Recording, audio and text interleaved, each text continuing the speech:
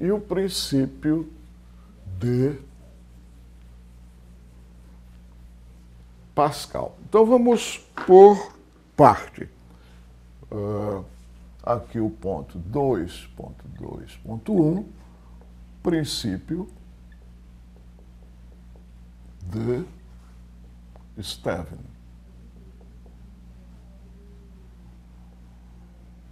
O que é isto? Isso é uma coisa muito bacana. Vejam vocês. Temos aqui, ok?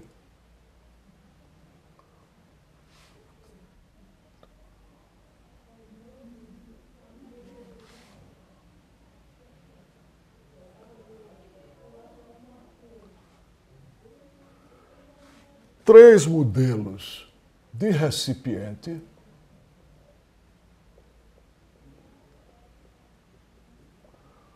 todos eles onde nós colocamos o mesmo líquido, por exemplo, água. Vejam vocês que são três recipientes bem distintos. Entretanto, a pressão em qualquer ponto que esteja numa mesma profundidade, aqui, H, aqui, H, a profundidade é a mesma, as pressões no ponto P, pressão no ponto que eu vou chamar de 1.1, P no ponto 1 é igual à pressão aqui fora, que eu vou chamar do ponto 0, mais a densidade D do líquido que está aqui dentro, líquido de densidade D, a altura H e a aceleração da gravidade. Então, não importa a forma do recipiente, só depende da pressão aqui fora, que eu chamei do ponto 0, da densidade, da altura, ou melhor dizendo, da profundidade e da aceleração da gravidade. Ok?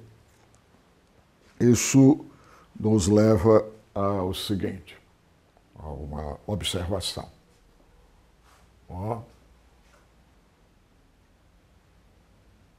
Segunda observação. Imaginemos a seguinte situação.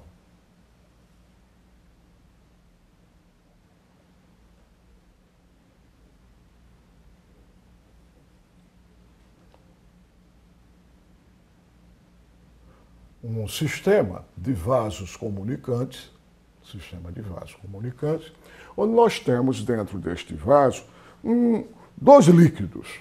Imaginemos que nós temos água, por exemplo,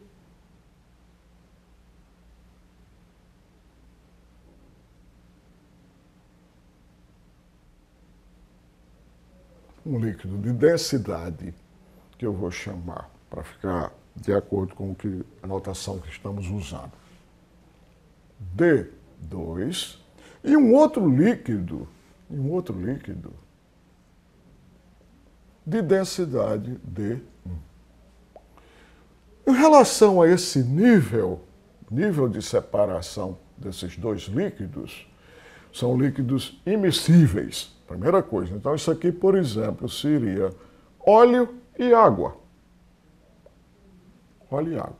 Então, nós temos dois líquidos de densidade diferente e observe que, em relação a este nível comum, nós temos uma altura H1 e aqui uma altura H2. Alturas diferentes.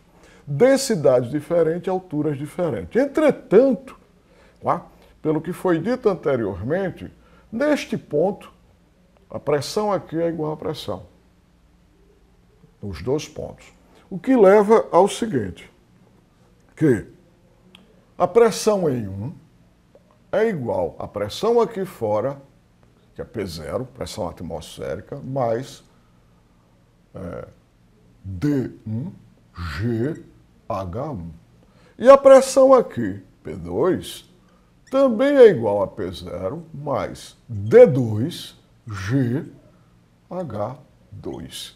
As pressões são iguais, já que os dois pontos estão no mesmo nível do mesmo líquido, o líquido D2.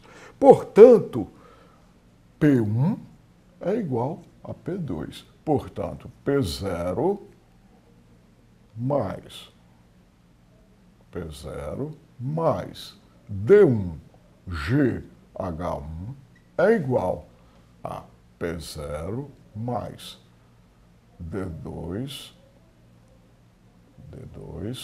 GH2.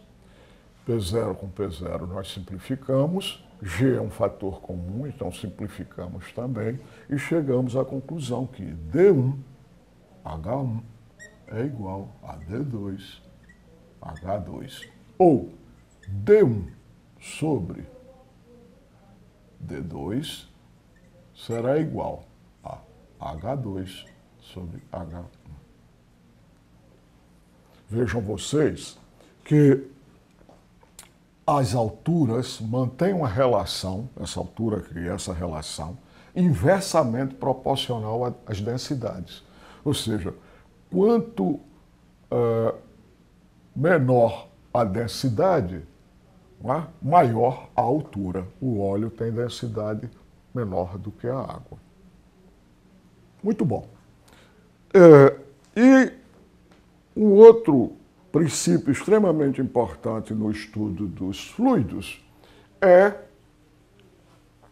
o chamado princípio de Pascal, de extrema importância nas engenharias, nas ciências, na biologia, na física, na oficina mecânica, para consertar automóvel, de extrema importância, como nós vamos ver, tentar ver aqui agora. O que é o princípio de Pascal? 2.2.2, princípio de Pascal. O que é isto? Imaginemos um balão conectado a um êmbolo, uma seringa, com esse formato aqui estranho. E aqui um êmbolo, onde nós aplicamos uma força. O êmbolo tem uma área, portanto, temos uma pressão, força sobre área. O que o princípio de Pascal diz é: esta variação de pressão é sentida em todos os pontos do fluido. Então, todos os pontos, inclusive as paredes do fluido, sofrerão esta mesma variação de pressão. Ok? A aplicação disto é um equipamento bastante presente no nosso cotidiano, que é a nossa terceira observação, que é a prensa hidráulica.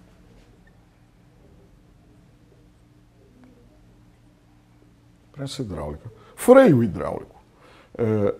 Essas engrenagens, marcha, caixa de marcha automática, ela é hidráulica. Direção hidráulica, macaco hidráulico, tudo isso funciona com base neste princípio aqui da prensa hidráulica. O que seria uma prensa hidráulica? Esquematicamente, imaginemos o seguinte: um êmbolo,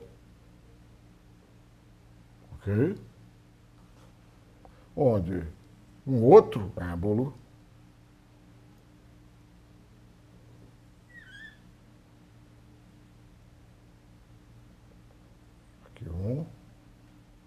um êmbolo, um outro êmbolo,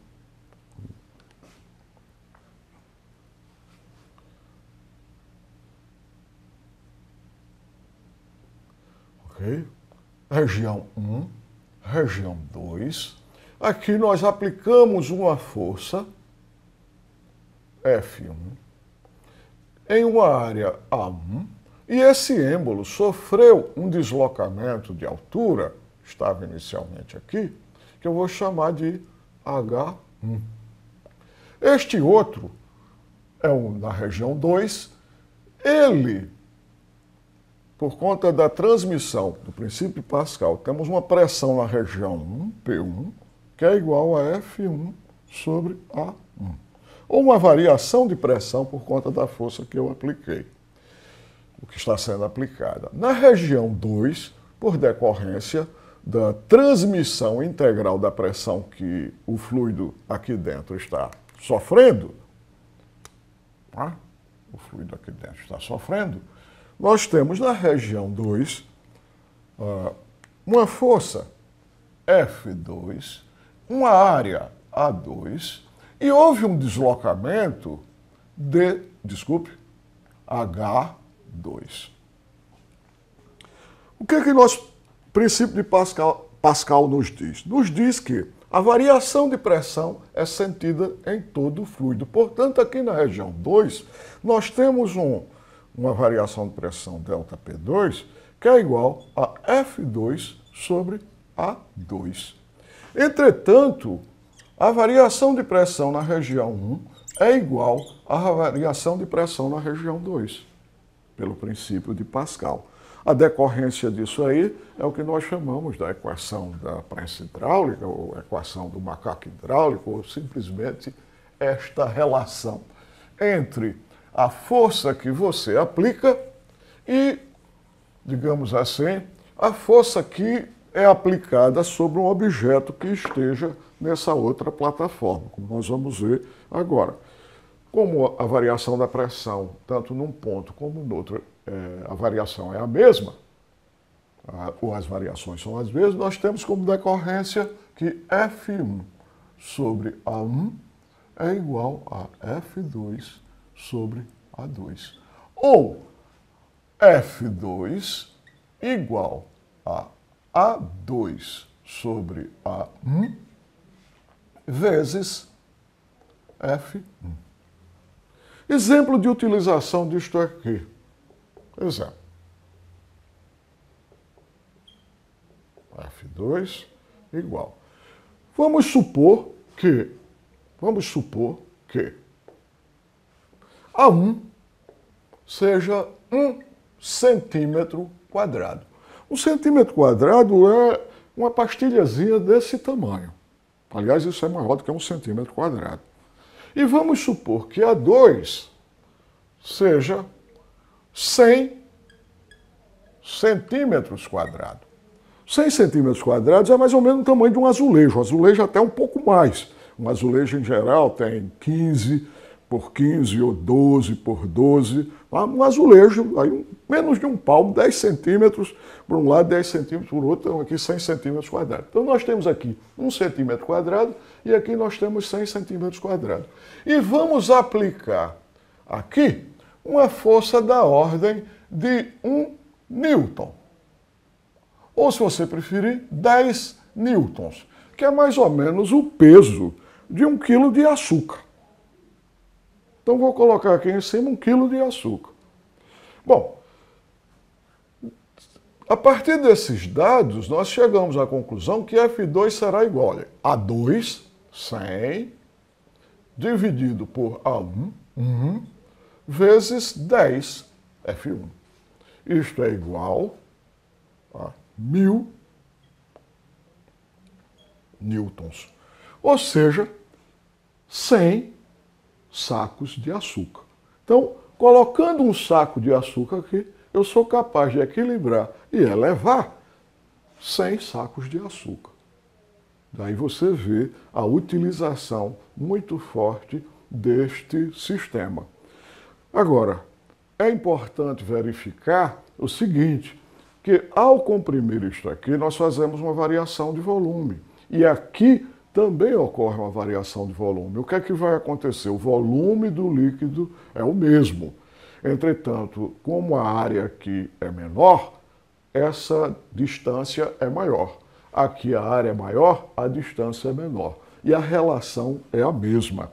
Ou seja, se aqui eu desloco de 1, aqui eu vou deslocar de 1/10.